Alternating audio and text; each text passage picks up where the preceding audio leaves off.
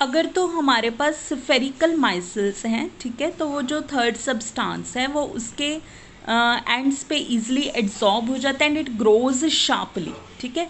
तो इसका मतलब क्या है कि जो सॉल्युबलाइजेशन है वो किस पे डिपेंड करती है, मॉलिक्यूलर स्ट्रक्चर पे, ठीक है। अगर हमारे पास सॉल्युबलाइजर्स सिंपल हाइड्रोकार्बन्स हैं तो उनकी सॉल्युबिलिटी इंक्रीज करती है एज मॉलिक्यूलर वेट डिक्रीजेस, क्योंकि जितने स्मॉल होंगे मॉलिक्यूलर वेट कम होगा उतना ईजिली वो क्या हो जाएंगे, सॉल्यूबल हो जाएंगे, ठीक है। अब हम बात करें नॉन पोलर हाइड्रोकार्बन्स की। जो नॉन पोलर हाइड्रोकार्बन्स हैं जिनके ऊपर कोई चार्ज नहीं है वो कैसे डिसॉल्व होते हैं, वो माइसिल न्यूक्लियस में चले जाते हैं, न्यूक्लियस मतलब सेंटर में चले जाते हैं, ठीक है।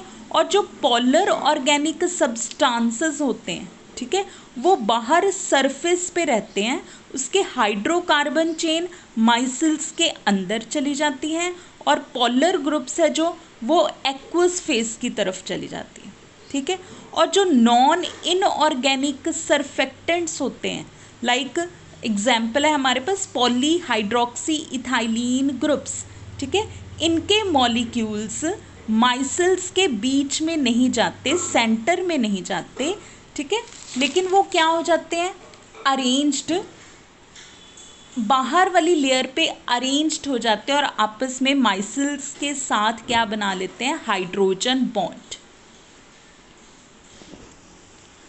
सो बेसिकली सॉल्युबलाइजेशन से सिर्फ सरफेक्टेंट का माइसिलर वेट ही इंक्रीज नहीं होता, नंबर ऑफ सरफेक्टेंट मॉलिक्यूल्स भी क्या हो जाते हैं, इंक्रीज हो जाते हैं, ठीक है।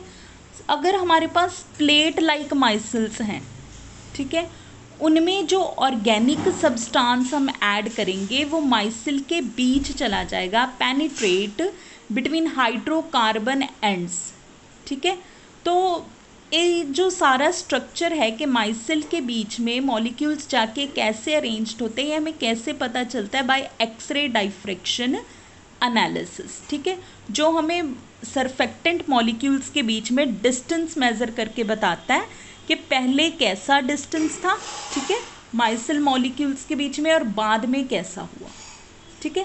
सॉल्युबलाइजेशन मतलब थर्ड सब्सटेंस को इसमें एडअप करना माइसिल में, ये एक इम्पॉर्टेंट प्रोसेस है। किसी भी अनसेचुरेटेड हाइड्रोकार्बन को अगर हमने पॉलीमराइज करना हो, पॉलीमराइज मतलब उसको बढ़ाना हो, उसका मॉलिक्यूलर वेट बढ़ाना हो, ठीक है।